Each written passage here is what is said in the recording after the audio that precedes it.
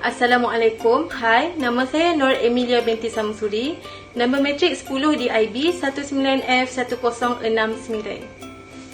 Hai, Assalamualaikum. Nama saya Kalnisa binti Aniratia. Nombor matrik 10 di IB 19F1210. Assalamualaikum warahmatullahi wabarakatuh. Nama saya Ayu Syahira binti Abu. Pemetrikkan nombor 10 di IB 19F1216.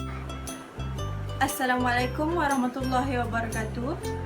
Saya Nurul Najwa binti Mio Azman. Nombor matrik 10 DIB 19F1204. Hai, Assalamualaikum. Nama saya Nurul Afifah binti Muhammad Fazli. Nombor matrik 10 DIB 19F1030. Assalamualaikum warahmatullahi wabarakatuh. Nama saya Nurul Afika binti Suhaimi. Nombor matrik 10 DIB 19F1202. Sejarah robo-advisor ini bermula selepas krisis keuangan yang melanda Amerika Syarikat pada tahun 2008. Selepas peristiwa tersebut, ia telah menyebabkan ramai pelabur mula beralih kepada robo-advisor sebagai penasihat pelaburan mereka. Robo-advisor pertama yang diperkenalkan iaitu Bitterman yang telah diperkenalkan pada tahun 2014. Robo-advisor ini telah menjadi sangat popular di Amerika Syarikat kerana sebanyak 400 bilion aset pengurusan di bawah kendali mereka telah diperkenalkan pada tahun 2018 tersebut. Akhir sekali, Malaysia juga tidak ketinggalan menggunakan teknologi robo-advisor ini. Saya akan menceritakan berkaitan penasihat robo. Apa itu penasihat robo? Dalam istilah awam, penasihat robo merujuk kepada aplikasi algoritma untuk pengurusan perancangan kewangan atau servis pengurusan pelaburan buat para pelabur dengan kadar cakupan manusia yang minimum. Penasihat ini dia menggunakan algoritma untuk memperuntukkan, mengurus dan mengoptimalkan aset pelanggan secara automatik untuk pelaburan jangka pendek atau jangka panjang. Penasihat robo dikategorikan berdasarkan tahap kepribadian, budi bicara, penglibatan dan interaksi manusia. Hari ini saya akan membentangkan berkaitan bagaimana penasihat robo itu berfungsi. Penasihat robo berpotensi untuk menjadi sehebat seperti berinteraksi dengan seorang manusia. Mereka mereplikasikan fungsi seorang penasihat kewangan manusia pada tahap asas tapi pada dasar yang lebih luas. Keutamaan penasihat robo adalah memberi nasihat dan cadangan kepada pelabur dari segi peruntukan portfolio. Seorang penasihat robo berfungsi dengan mengumpulkan maklumat pertama mengenai pelanggan melalui tinjauan dalam talian dan kemudian secara automatik melabur untuk pelanggan berdasarkan data tersebut. Penasihat robo juga sering menggunakan strategi pelaburan indeks pasif. Seterusnya adalah ciri-ciri robo penasihat. Okey, ciri-ciri ini terbahagi kepada 3. Okey. Yang pertama adalah teknik algoritma. Okey. Penasihat robo ini menggunakan teknik matematik dan algoritma untuk membuat keputusan kepada pelanggan mereka. Yang kedua adalah platform digital. Okey, robo penasihat menyediakan platform digital yang boleh digunakan pelabur mengikut keselesaan mereka sepanjang hari pada bila-bila masa sahaja. Okey, yang ketiga iaitu yang terakhir adalah pengawasan manusia kecil.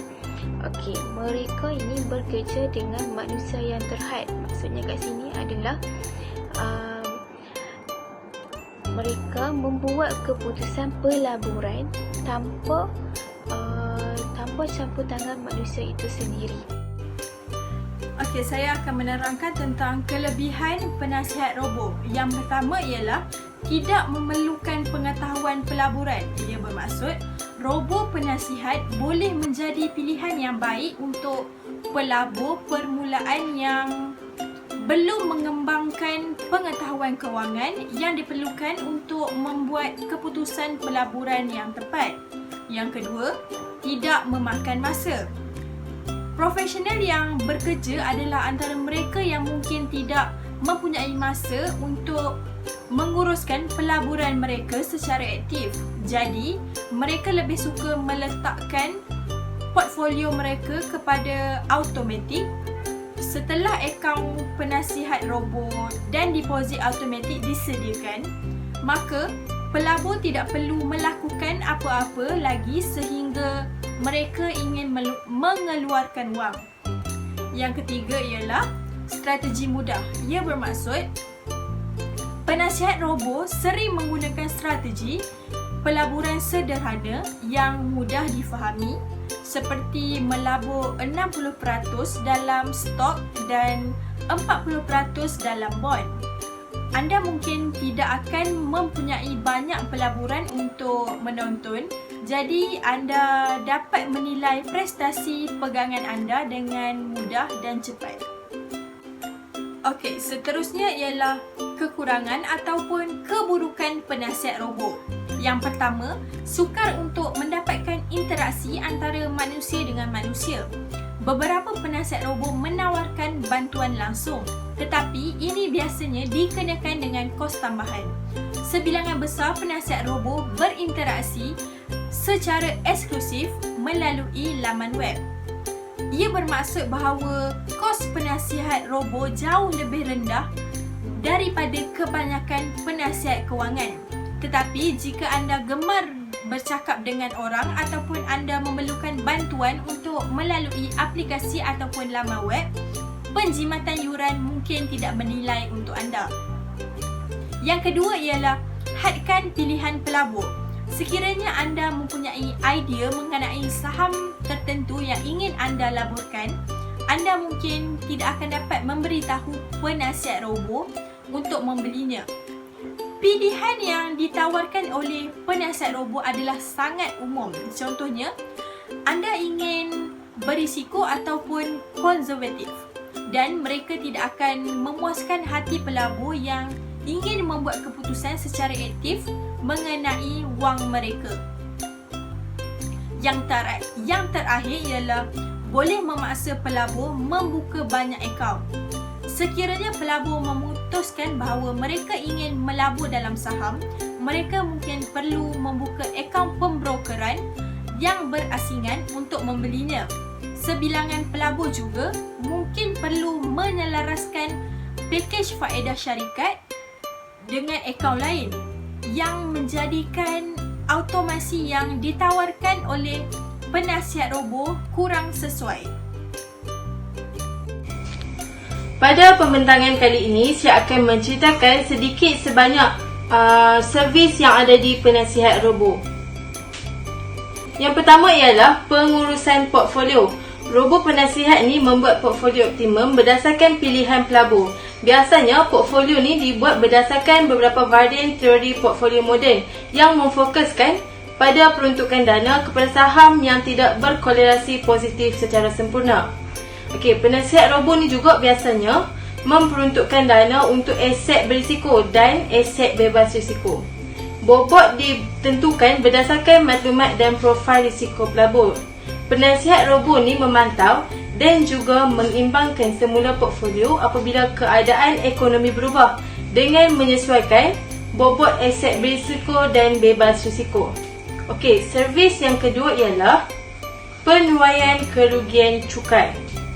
Penuaian kerugian cukai melibatkan penjualan sekuriti dengan kerugian untuk menjimatkan cukai keuntungan modal. Cukai keuntungan modal ni adalah cukai yang dikenakan ke atas keuntungan modal atau keuntungan yang diperoleh seseorang daripada menjual aset. Cukai hanya dikenakan setelah aset ditukarkan menjadi tunai dan bukan ketika masih di tangan pelabur. Biasanya, ia dilakukan menjelang akhir tahun cukai. Dengan menjual sekuriti kerugian, pelabur mengelakkan pembayaran cukai atas pendapatan tersebut. Pada masa yang sama, penting untuk melabur dalam sekuriti yang serupa untuk mengekalkan peruntukan portfolio dan meraih keuntungan dari peningkatan di pasaran. Penasihat robo ni juga mengautomasikan proses membolehkan pengguna mendapat keuntungan daripada pengambilan hasil cukai dengan mudah. Akhir sekali, kesimpulan yang saya perolehi daripada penasihat robo ialah kewujudan penasihat robo telah memberi manfaat penting kepada para pelabur baharu, terutamanya golongan milenial. Peningkatan penggunaan nasihat robo merupakan titik perubahan bagi industri pengurusan pelaburan di Malaysia. Penggunaan penasihat robo sememangnya akan mengubah servis pengurusan dana tradisional di Malaysia pada tahun akan datang. Penasihat robo mungkin tidak dapat menggantikan manusia, tetapi mereka akan menembusi pelbagai dimensi industri perkhidmatan kewangan dan akan membantu mencapai kecekapan di seluruh industri. Sekian, terima kasih.